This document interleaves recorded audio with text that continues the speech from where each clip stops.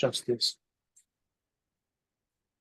And that, folks, I think is a very, very powerful, a very, very powerful set of words that we can all derive a great deal from on many, many occasions. So with all that in mind, having talked about focusing on what really matters to us, what really, really matters to us, and talking about speaking out and the consequences of speaking out, Mr. Terry McMahon, thank you so much for being our guest this evening. We're very grateful to you for being here. In a moment, I'd love you to talk about what you've spoken out about in the past and what the consequences have been to you. But before we do that, can I please invite everyone here today to just share and join in with me in sharing, showing your appreciation for Terry being with us tonight and giving us his thoughts. Thank you very much indeed, folks. Thank you. Mr. Terry McMahon, please do dive straight into telling us whatever you like to about what you've spoken out about in the past and what the consequences have been. And there's no rush. Let's have a very, very open conversation with each other and see where the conversation takes us. Thank you very much, sir. Thank you. Okay. Thank you, Andy. The first thing is the grandiosity of what you've described as this being this evening. When I read it, I felt embarrassed, self-conscious. There's extraordinary people in this group who've gone through incredible things that most of us can't even imagine, and yet they've experienced it in reality. So I'll pull everything back from what you've said and start from a very humble appreciation of the people in the room, a very humble appreciation of your organization, what you're doing, what you're trying to do. But then I'll quickly move on from that humility and talk about things that matter and words that matter. You're quoting Kennedy. Words have changed so much and been bastardized so much and being weaponized so much that even words like transparency, we no longer know what they mean. And once you bastardize language, you police thought, you police personal thought, you police collective thought. And when I hear words like those quotes, love, you mentioned the word love and how much that matters. I think increasingly we don't know what words mean anymore. And one of the things that I'm painfully aware of, because words is my business, the use of language and the power of language to stimulate and provoke an audience into having a cathartic response. The function of dramatic construct is to create a piece of fiction that transcends the limitations of reality, allows an audience to pause their own reality, suspend disbelief, and engage in a narrative construct, the consequence of which creates in them a cathartic release. So on a simple level, they will watch a film about jealousy and infidelity, and they will see the pleasure of infidelity, the excitement, and then the consequence of it. And what it does is it gives them an indication of what they're capable of having pleasure from, but then they see the moral consequence. So it teaches them and they learn from it without having to take action themselves. And that dramatic structure comes from all the way back to Aristotle. But now that dramatic construct has been used in a weaponized way. I think a lot of the psychoanalysis that has been done has been weaponized in a way that we can't even begin to imagine yet. And when we hear words like matter, obviously the biggest one would be Black Lives Matter and the divisive nature of Black Lives Matter. Despite the realities became utterly irrelevant to a larger ideology. And that larger ideology, like most ideas that were initially noble, end up being completely weaponized. So Black lives don't matter when it comes to poverty. Black lives don't matter when it comes to women having to work 3 jobs to feed their kids. Black lives don't matter when it comes to the highest rates of abortion in the American society. Black lives don't matter when it comes to any of those things. But Black lives matter when it comes to some upper class white politician in Ireland exploiting it and manipulating it, some white upper class politician in England exploiting it and manipulating it and creating further divisions between people who never even saw race. And now we're indoctrinated every day, not just to see race, but to placate any idea we might have of differences, of the nobility of difference, the beauty of difference, the celebratory elements of being individual characters.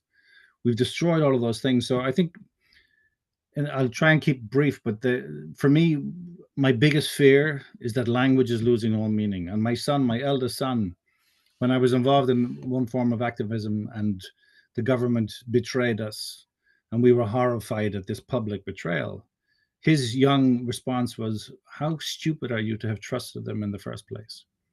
And that's terrifying that we now have a generation behind us who just simply accept the reality that these psychotic, fraudulent, dangerous liars are going to be that all the time. And the best thing to do is to lose yourself in small independent groups or even small independent social media groups and to negate reality. And now I think we're in a situation where, again, that grandiose introduction, but why all of us should be marching on the 18th is because we had this conversation the other day, because it's only a matter of time before you're next. It's only a matter of time before somebody is going to manipulate language, manipulate meaning, manipulate what matters, and turn it into a weaponized way to discredit you, to cancel you, or maybe even destroy you. And we're watching this happen all around us. So that long list you made, which is a beautiful list, I don't know what most of those words mean anymore, because every day we're being told that their meaning is the opposite. Sorry for sounding so cynical on the outset, but that rage that comes from that hopelessness that comes from that, and that desire to confront the absolute relentless fallacy of our day-to-day existence, despite the fact that it might feel like you're a eunuch in a whorehouse. Sorry, thank you very much indeed. So your experiences have obviously caused you to be the way that you are. My experiences have caused me to be the way that I am. It's the same for everybody. Can you tell us about what it is that has opened your eyes up, so to speak, to see things the way that you see them? What have been your life experiences? If you can give us a few pointers as to the kind of things that you've seen or experienced that lead you to this sense of it's more than frustration, this sense of perhaps even anger about the way that things are, and a real determination to do what you can about it. What's been your experiences, Terry? Well, apart from the anecdotal ones, which there's no point in going into in any great detail, but I was part of the group in Ireland who took over a 13-story building to house the homeless at Christmas. And we were part of a small group of artists who were teaching young men, disenfranchised young men. We were their mentors, supposedly. And it was coming up to the centenary of 1916 when Ireland secured from a bunch of men and a bunch of women who were artists and poets and courageous beyond belief, who were destroyed in real time and then subsequently romanticized, perhaps unfairly, perhaps nobly, perhaps appropriately. But 100 years later, we were living in a time where not only were the poor and the disenfranchised and the vulnerable rejected from society, they were replaced by ideologically suitable candidates for a new form of division, a new form of vulnerability. But this vulnerability was nothing to do with reality. And when I saw that happening, we were part of that group, and I realized we can't be mentors to these young men if we ourselves are cowards. So my idea was to take over the GPO. The GPO is the General Post Office in Dublin, which is, in terms of the iconography of that revolution, it was where it all happened. And we talked about it. We had a series of meetings. The great artist, Damien Dempsey, the singer, John Connors, the actor and writer and director, Dean Scully, an activist from Ballymun. And the four of us were trying to find a series of discussions with Ireland's major artists to find out what was the best way to approach this. And in the room, it was incredible to see how fast the terror took over when there was any talk of any kind of aberrant behavior or any deviation from the law. And the idea of taking over the GPO was abhorrent to so many of them. Some of them get up and left the room immediately. But the four people who stayed were Dean, Damien Dempsey, and John Connors, and they said, we got to do this. Then I realized that if we took over the GPO, the problem was that we could end up hurting some of the security. And that was never allowed to be on the table, because those security are just working class men and women, the same as ourselves. Those staff are working class men and women, the same as ourselves. And we also realized that we couldn't house the homeless there. We'd found a way to cordon off O'Connell Street. That whole section was very easy to cordon off with a few buses and everything. But the plan became too grandiose, to use that word again, and too potentially dangerous for innocent people. And then Dean Scully got back, and he had an extraordinary idea of taking this building, this empty building, And we took that building. It was an incredible thing. And I was asked to write a speech for Jim Sheridan, the great filmmaker Jim Sheridan. And Jim read the speech and he said, "You should do it." And I reluctantly did the speech. And the speech ended up becoming something that, again, the idea was, we said from the outset, this needs to get onto the front of the New York Times, because the only thing the Irish government is afraid of is outside perception. They don't give a damn about how people in this country see them, because they're only auditioning for jobs later down the line anyway. And we ended up getting on the front of the New York Times, even though it was just the digital New York Times. But we discovered that it shook the government to the core, but perhaps more importantly, it inspired the nation. And there was an outpouring of kindness, generosity of spirit, courage that I hadn't experienced perhaps in my entire life. And everybody wanted to help. Everybody wanted to be part of something beautiful, not an ideology, but something beautiful, a grassroots movement. And the government, again, an indication of our insecurity and our naivety, the government arranged a meeting. And we had a meeting with Simon Coveney. And Simon Coveney was a major player in the government. And he also was somebody who attended the Bilderberg meetings, all those kind of things. Do a basic search on him, you'll find out who he is. And in our naivety, we sat down with him. There was, Glenn Hansard was the other, the fourth person, or the fifth person. Glenn Hansard was amazing, the singer-songwriter. And we had a meeting with them. There were some union people there. There were some artists there. And I was watching Coveney. Now, I'd had an experience not too earlier where a guy who lived 3 doors up from me, during ugly times, it was during lockdown, and he passed by my children and he spat on the ground. And we didn't know at the time what COVID was or how it was going to be transmissible or anything, but he spat on the ground in front of my children.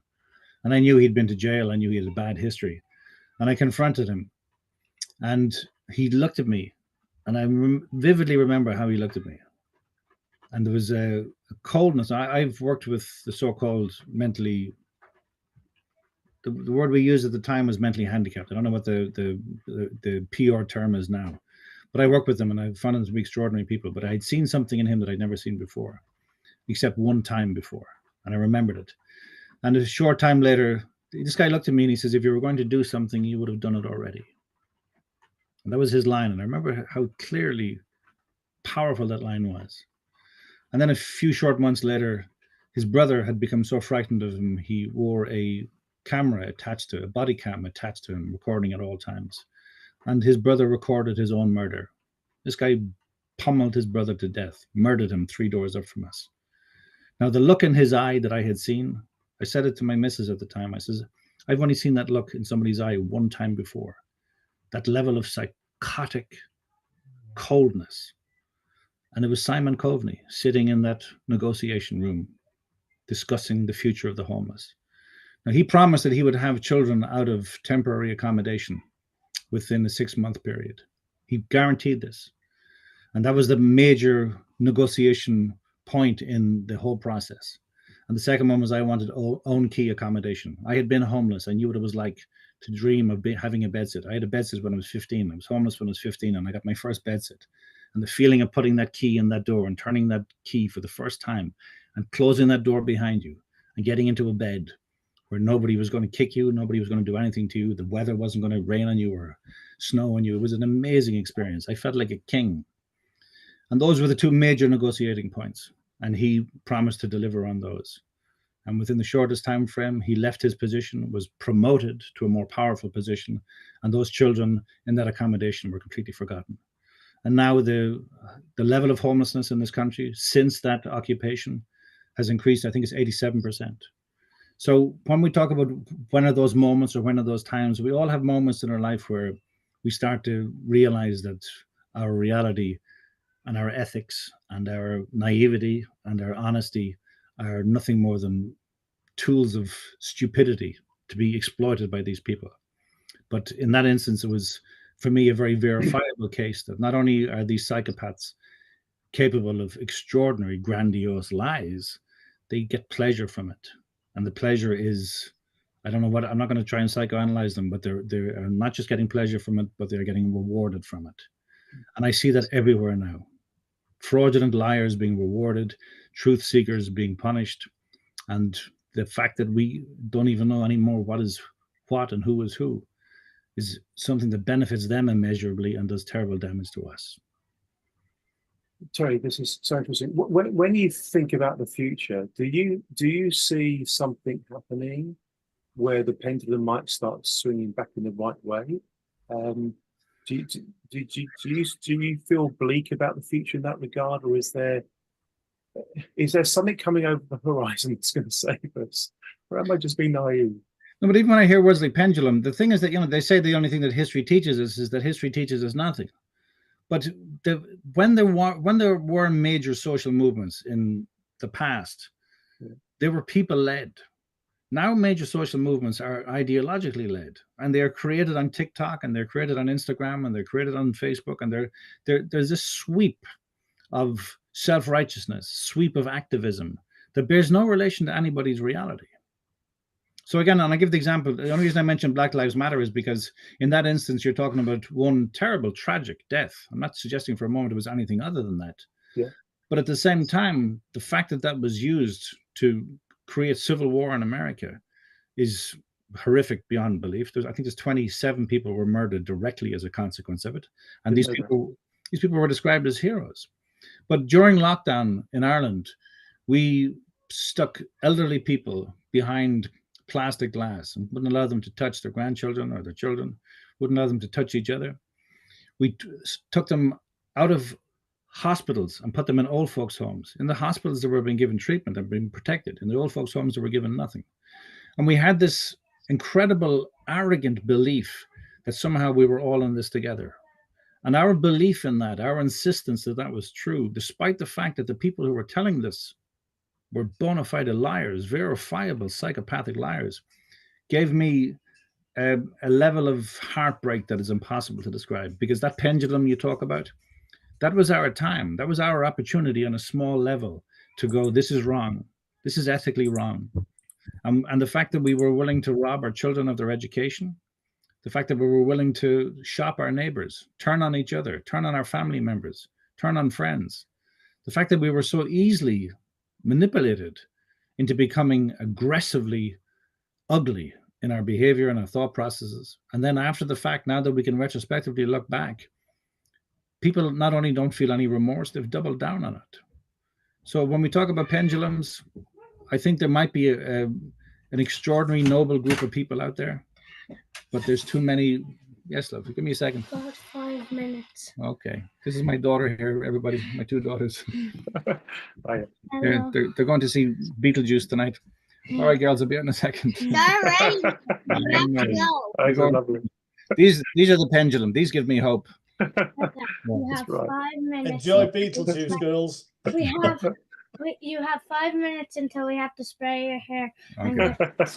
Sorry if that sounds cynical, but it's that. No, it's real. I'll tell you, talking about cynical.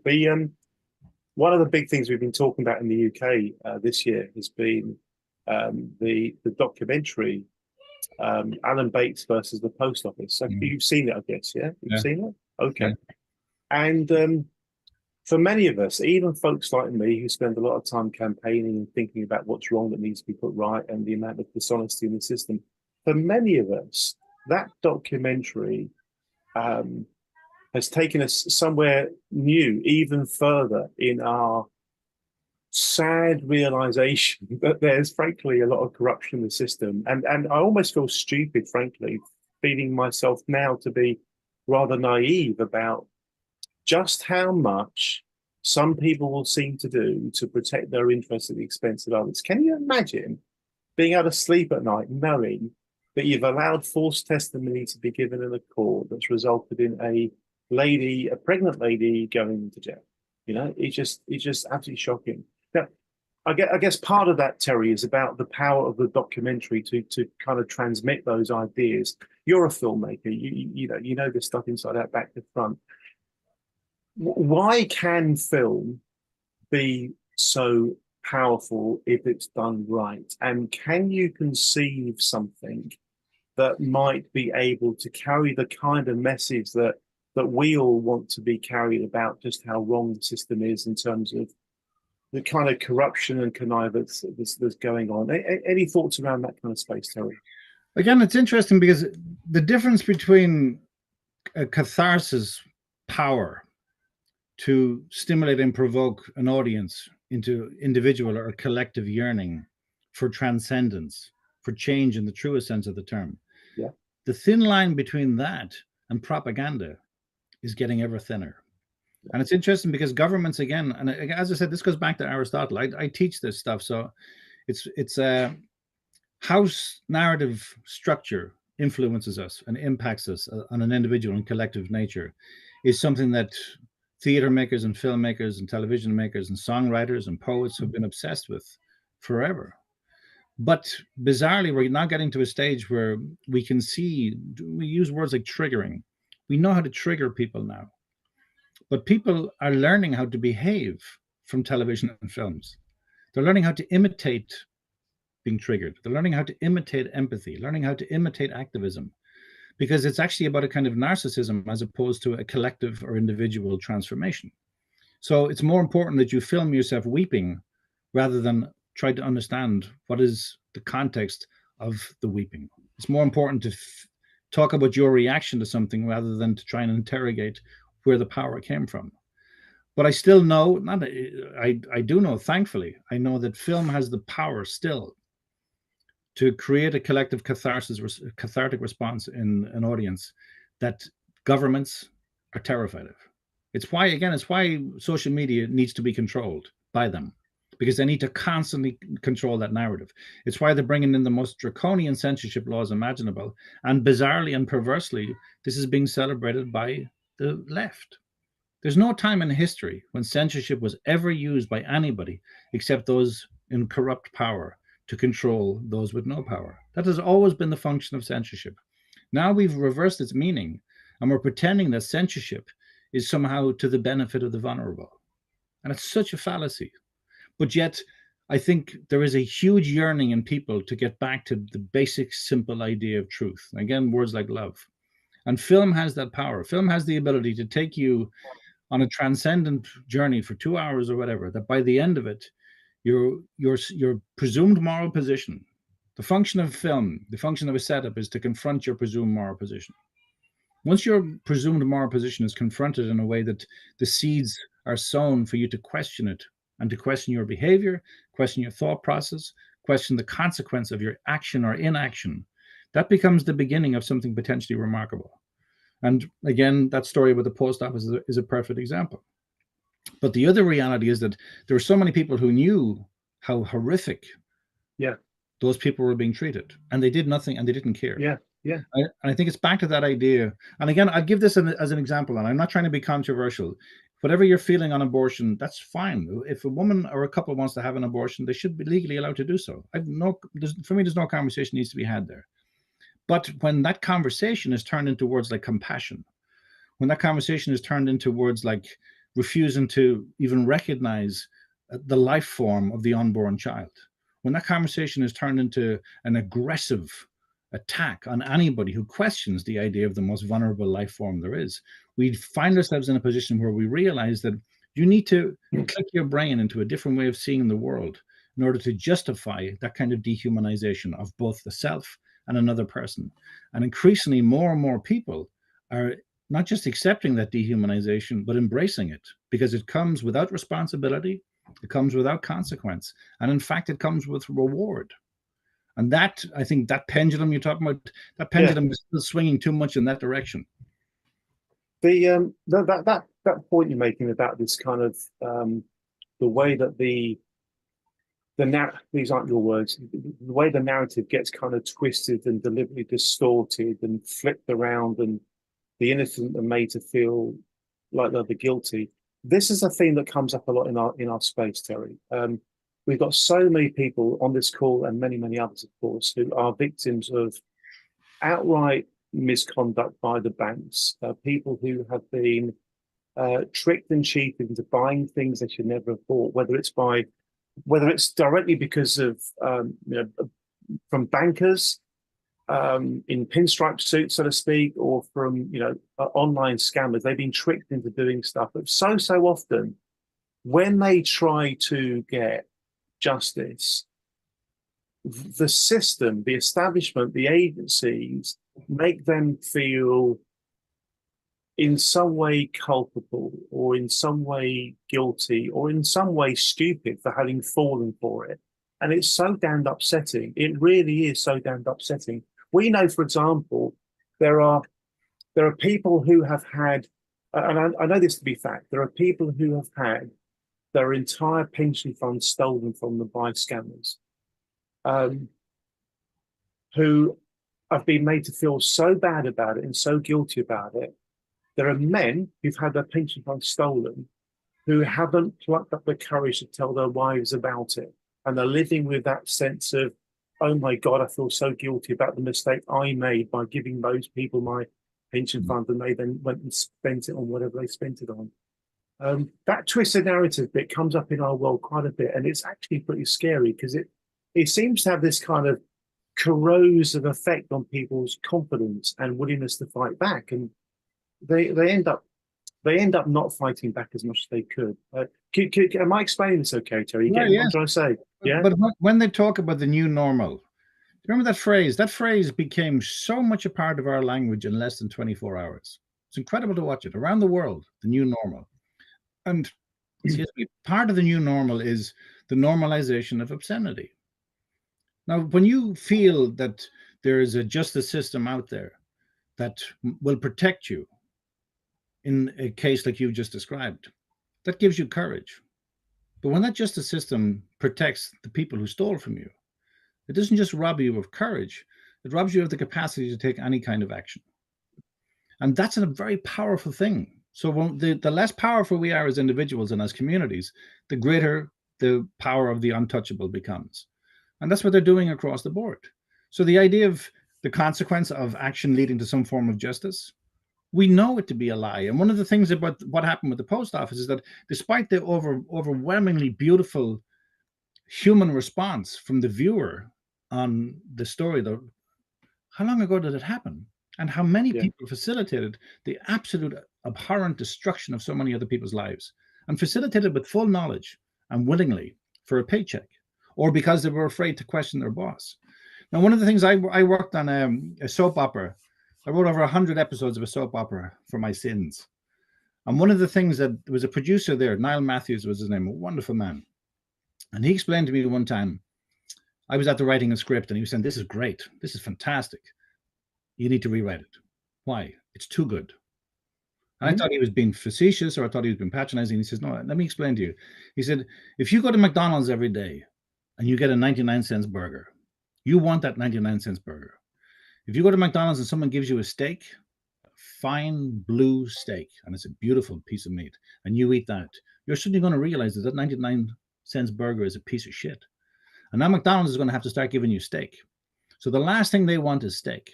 And what we're being fed every day is a 99-cent burger that's now becoming a 49-cent burger, until eventually we're so hungry that we'll take anything.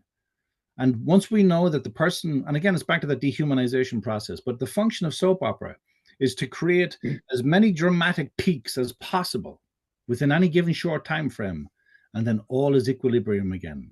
All goes right back to where it used to be. And that's what they're doing. Politics now is a soap opera, and I don't mean that in a larger sense of the term. I mean the literal sense of the term. The function of soap opera is to stimulate you into having a whole series of brief injections of pleasure and pain and fear and eroticization and whatever the hell you want to call it. And within that tiny time frame, and then it cuts to an ad break to sell you a whole bunch of things that make you even more insecure. Then you go back to it. And then as the final music ends for that episode, you breathe a sigh of relief. And then you turn around and you look at your Chinese takeaway and your beer, and you swear that you'll try and get it healthy tomorrow. And then you switch on to the next channel and the next soap opera. That's a brilliantly effective tool. And they've never had that mass ability before. And now they have it through social media. So it's soap opera on a higher level. That's brief serotonin rush that leads to making you feel more vulnerable, more alone, so you will pay more money to get what they promise you, which is a lie. Sorry for sounding so cynical. The general sort of place you're coming from with your cynicism and your skepticism is shared by us. We're on the same wavelength, Terry. We really are. There are people on this call who for 10 plus years have been battling to try to get the authorities and the courts to recognize the wrongs that have been done. And absolutely, we're with you on that. In terms of our march on the 18th of September, we'll be doing all we can to get some attention. We'll be doing all we can to try to make everyone know that lots of us are dissatisfied with the status quo, that enough is enough, that there needs to be change. Do you have any thoughts, Terry, about what our call to action could be or should be? I know I'm putting you on the spot here. You've got, had questions in advance here, but if you were kind of strategizing our campaign, what do you think, if anything, that comes to mind? Maybe nothing does. What do you think, if anything, we ought to be trying to actually make happen that's different? Any thoughts on that? Again, we touched on it the other night, but it's that simple idea. You're next. We don't seem to understand that if they can do this to anybody, what's that song? If you tolerate this, then your children will be next. The reality is that you're next. And it's only a matter of time. When you create enough division, the power of division is that if there's 100 people and they're divided into two groups of 50, and then those two groups of 50 are divided into two groups of 25, then those two groups of 25 are divided into two groups of 12 and a half. You see what happens? Reverse exponentially. It gets smaller and smaller until eventually there's only two left.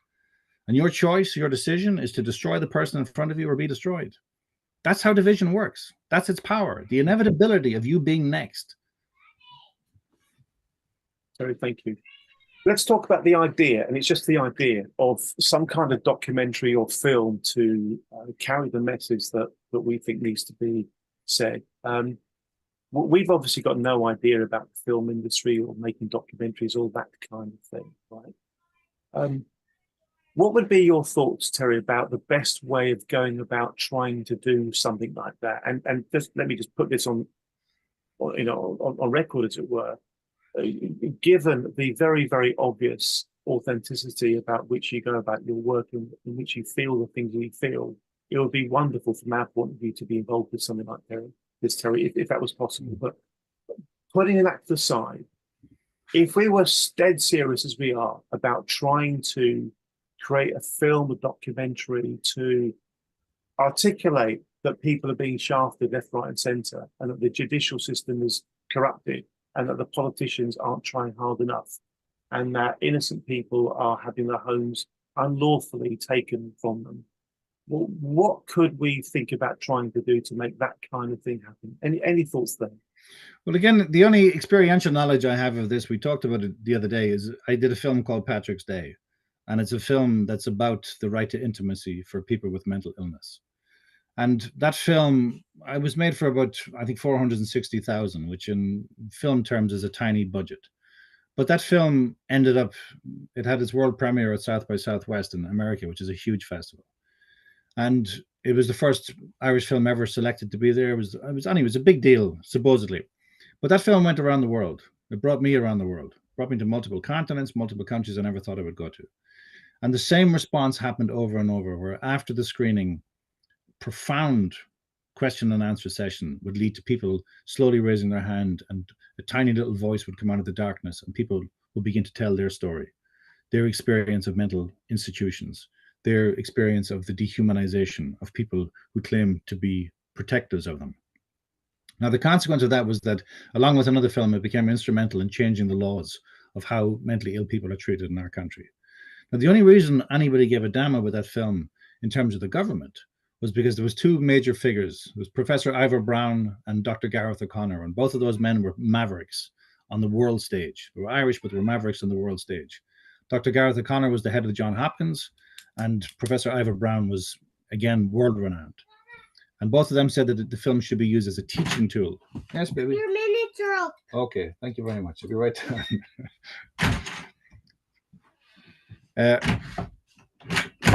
Both of them became not just massive advocates of the film, but they went public about it. And again, I can send you some material. But thank you. As a consequence of it, when we have, this is an hour and 40 minutes of a film that led to extraordinary conversations and extraordinary consequence, and again, changed the law. But the biggest fear for the government was, how did this small little film become a talking point in America? How did it become a talking point in Australia, in China, in Russia? Which it did, and it won awards in all those places. So we need to consider the idea of making a film. And again, it's back to something very simple. They say, KISS, keep it simple, stupid. Really, really simple.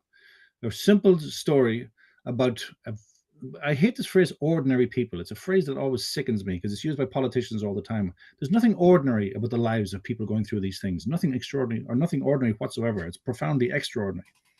But taking the life of somebody who we would largely ignore on the large celebrity stage of narcissism and self-elevation, and take their tale, their story, this man or woman, part of a family, who are so incredibly innocent when it comes to the reality of how the system works, that their belief is the relentless and noble belief that somebody is going to intercede on their behalf. Somebody will intercede on our behalf because we are right and they are wrong, and we live in a just society. And then the realization at the end of the first act that not only is nobody going to intercede, but they're going to feed off their carcasses. And then the realization that that person has got to change or they're going to die. Their family is going to die. Everything, that their whole belief system has to be profoundly altered. And it has to be profoundly altered in a weaponized way, a dangerous way, a way that is causing damage to them, not to the system. And then halfway through that, they have to realize that the damage has been done to them, and they have to find a way to try and fight back against the system. And that to me would be the 3-act structure of it. And that story can be anybody's story. My suggestion would be to talk to a series of people who've gone through this and start to build a story around that. Terry, thank you very much. In a moment, I'm going to invite some of the folks who we've spoken to before, who've been speaking with you before, folks like Brian and Michelle. Nearly over. Okay. Brian and Michelle. Say hello to these people. Just He's got such a colourful face. painting it blue for Beetlejuice. Great stuff. Great. You'll enjoy it, I'm sure. We're nearly over now. Yeah, I'll be down in 5 minutes. You have 1 minute until you go. Okay. That's so sweet. That's the future there. Sorry. We'll wrap up when you need to, Terry. So it's all relaxed. But in a moment, we'll go to Brian and Michelle and Tony and Byron, folks who may want to put some points or questions to you. Okay. It's been so interesting. We would love to work with you and find a way of working with Terry. And if obviously part of this is going to be the heavy lifting on the funding side, and as you know, we'll be reaching out to folks in the States and elsewhere to see what might be possible. But from what you've just said, it sounds like, how can I put this? There's already a structure in your head about how this could be done. You know, can you kind of see how this could be done from a creative filmmaking point of view? Yeah, but see, structure is structure, and I teach structure, so I'm obsessed with structure. But again, you asked earlier about the consequence of having spoken up. I had 3 screenplays that were ready for production after Patrick's Day. Patrick's Day was a big success. I was suddenly lauded around town and given multiple awards around the world and the whole lot. And then suddenly, bang, everything is gone. And all state funding is pulled. All support systems are gone. And that's because you question the system. So one of the things we need to understand that is in Ireland, they control, and it's not really applied to music, thankfully, because musicians are independent. But when it comes to television and film and theater, the national narrative is controlled by people who protect the government. And whether they're not intended that to be the case, the reality is that their finance depends on it. So you will not get anybody who will be prepared to question the narrative controlled by the government in theater, film, or television. And it's an extraordinary wake-up call to realize that what appears to be an act of benevolence is in fact evidently very clearly an act of control. And that's clearly a real worry. And that tells me that we need to look elsewhere outside of Ireland to get the backing and support that needs to be found. Terry, thank you very much. Let's go ladies first. Michelle, if you're happy to, did you have any comments or questions that you'd like to put to Terry? And after Michelle, we'll go to Brian. Your line's a bit squeaky. I know it is sometimes, but we should be able to hear you, Michelle. Thank you. Can you hear me now? Yes. Okay, great. Hi, Terry. That was really interesting, and I suppose what you described, I would have real examples of from myself and the mothers that I represent. So Andy has invited me to this group, but I actually advocate for mothers in the family law and the childcare courts in Ireland who are not getting justice. So even though this is, a lot of representatives here in relation to the financial industry, actually it's quite similar, the court system, and sort of the punishing, as you said, for standing up or asking questions. So what really resonated with me was your policing thought. We come across that a lot with mothers who are protecting children. So the first thing that will happen is in a marriage, perhaps as an example, a mother will go to a court to look for protection. Those courts are all secret. Anything to do with a child is a secret, or a family. In the courts, you are not allowed to publish anything in public, and the court is closed off just to the participants. This is the policing thought around this is, so you're told it's to protect children, the secret courts, as we like to call them. It's actually in law. It's a Latin term called in camera, which means in chamber. And what happens in chamber, in the courtroom, you actually would not believe. There is little procedure, a lot of hearsay, and if a child discloses sexual abuse, they are either taken off their mother. If the mother, on behalf of the child, says that there's any sort of abuse, that child will either be taken by the state or given to the father, who was the perpetrator in most cases. If you're listening to the Irish news today, there's a very controlled debate around articles that came out. There was a report about past sexual abuse in education, in our educational system. And it happened a long time ago. A lot of the perpetrators are dead, and it's controlled by the media. And they have the cheek to come out today and say, the people who were bystanders, watching this and knowing what was going on, are as culpable as the, teachers. And those radio stations and those TV people are the very people who are silencing, child sexual abuse today. So like that, the policing thought, domestic violence, there is a government campaign called, zero tolerance. But we know in reality on the ground, the way the law is written for, our protection agency, TUSLA is actually not a protection agency in law. So they do not protect children. They promote that children are protected. So what they do is they change the narrative of the mother. She's come and reported sexual abuse, so she's an alcoholic. She's mental. Put her in a mental institute. But so it's sort of like that. Today they have bundled up an old tragedy of the past. A lot of the perpetrators are dead. They're speaking in the past, as if it's not happening now. They are speaking in the past tense. So that was very, policing thought to me, they are making the zero tolerance on violence. It is actually in practice, we know from the mothers. And I've gone through this personal experience myself, which I'm actually now grateful for, because I'm able for it. And, let's get moving on this. But zero tolerance for domestic violence strategies in the Department of Justice, in actual fact, in reality, is zero tolerance of the victim. And they have done lots to set up lots of laws and barriers, and Women's Aid listens. They do nothing more. There's another agency that informs government if you tell them your story. So there's a lot of people doing things that are pretending to do one thing but are not doing another, and it's actually it's quite serious, and so that's what we see in the courts, not working for children and mothers.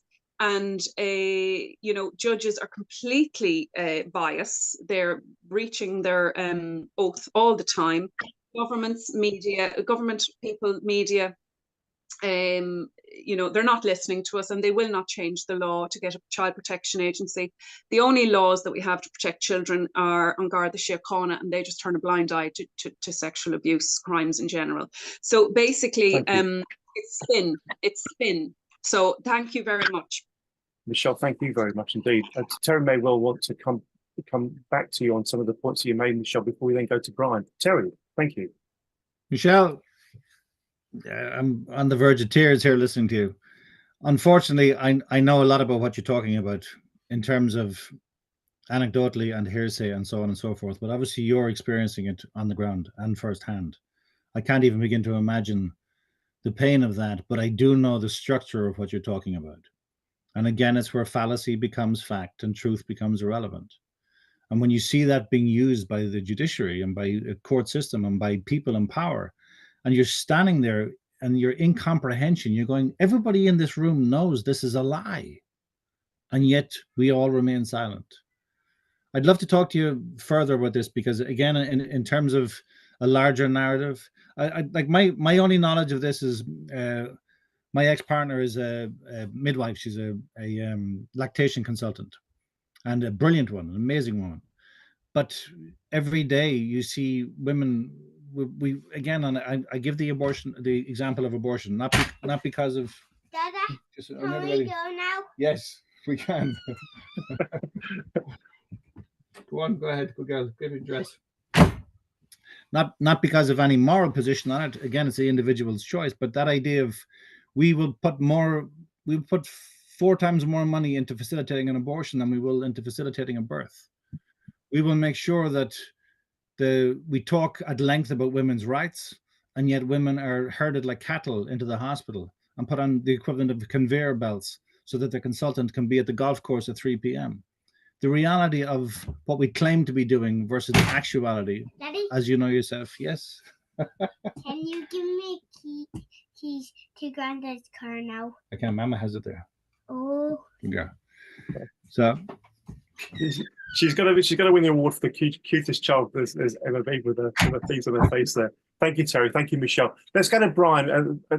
Terry, we'll work to whatever time frames you need to. So if you need to go, just let us know. Give us a few minutes notice, and we'll adjust accordingly. Okay. In all honesty. All right. no, again, thank you. I feel incredibly bad-mannered here. And again, Michelle, I hope to speak with you again at length about this. But thank you so much for what you said there. Thank you. Thank you, Terry, Michelle. Brian, what would you like to say to Terry? I just before Terry goes there, I just have to say, as always, spellbound listening to him. And Michael and I and others have had the privilege of Terry's company on a number of occasions, and it's just, that saying, Andy, that Paddy and you and I share that things happen for a reason. Well. I can only presume that Terry's come back into our lives for a reason, and it's becoming very clear what that is. Now, funny enough, I have a word I had just picked out here that one of our greatest challenges and enemies is the apathy of the general population. And I just noticed before I uttered those words that Michael Durkin himself has put it up in the chat, apathy. And that's very true. It's also interesting listening to Terry describing there about that, that apathy is built from, I'm all right, Jack, it won't happen to me. And then reality hits someday and you find yourself or a relative on a hospital trolley, and then you're all up in arms, or your pension is gone and you're up in arms again. Or a vulture fund now claims to own your mortgage, and you've no funds to fight them, and we've no legal aid here. So all of these things, now we can't get the mainstream media to really get to grips with this, which is why this idea of a in-your-face docu-film or documentary picking up on what was achieved in the UK with Bates, because what rings in my ears from my own experience is this thing. I remember back 8 years ago, where a very senior bank guy said to me, I said to him, you must be inundated with all these types of issues. And he said, no, you're the only one, actually. And that resonated when that was said to Mr. Bates as well in the UK. And then it's only when he got a small gathering of people together that they realized they'd all been told the same strategic lies that we're being told to this day. So I look forward to developing where this can go. And as always, Andy, I take my hat off to you and your organizational skills and your interest and the intellect you're bringing to it. So well done. Thank you, Brian. I don't know about that, but it really is a great team effort all round. Terry, you go whenever you need to go. But once you've gone, I would like Mark Bannister to. Oh, sorry, Andy. Sorry to interrupt. I wouldn't have been so nice to Terry if I'd known he was still there. Well, once Terry needs to go, I would love Mark Bannister, who's with us tonight, to flesh out a bit of a brainstorm he had, a bit of a light bulb moment, a genius idea he had this afternoon to do with a pledge. So, Mark, please be ready to talk about your idea shortly. Whilst Terry's still with us, let's go to Byron. Byron, if you don't mind, briefly introduce yourself, because there are folk here who know nothing about the Hub Island at all, because they're not part of the normal community. They've come to this especially because of Terry. Byron, tell everybody a bit about the Hub Island, then share with us whatever you'd like to. Thank you. My name is Byron Jenkins. I run the Hub Island, which is a self-help support group. We're probably the only group out there with that sort of situation. We take people and we tell them where they're at, what the course is going to be, and where we'll be in a year's time or 2 years' time or any given time. And we also help them through the courts. Irish courts are paper courts. Everything has to be on affidavit. So that's what we do there. We've been going since 2013. We've seen and helped probably about 14,000 families in that time. And that's where it comes in, self-help support group. So we give them the tools to run their cases, because like Brian says, there's no legal aid out there. But getting back to Terry there, I think the storyline you've got there is absolutely fantastic. It literally is what the Hub is, how people come to us in a complete and utter state, mentally, excuse me, and also physically. You know, we end up counselling people, although we're not trained to counsel, but 13 years or odd, you kind of build up a track record. They've actually got statistics on us, believe it or not. The statistics are, and the most shocking one is, as a lay litigant or a family in the courts, you will turn up 7 times only. You won't be there number 8. And we see that so often that people just give up. They can't take the pain anymore. If you look on courts.ie, the legal diary, you'll see 50, 60, 70 cases up on any given day. You'll be lucky if 4 people turn up. If you don't turn up on three times, it's classed as giving it up on consent, and the registrar will put a possession order in place. Yeah, and that is not appealable. You cannot appeal it because it's on consent. So my world, our world here in Hubland is pure mad firefighting all the time. Every time I think about what you and your good lady wife, Adrienne,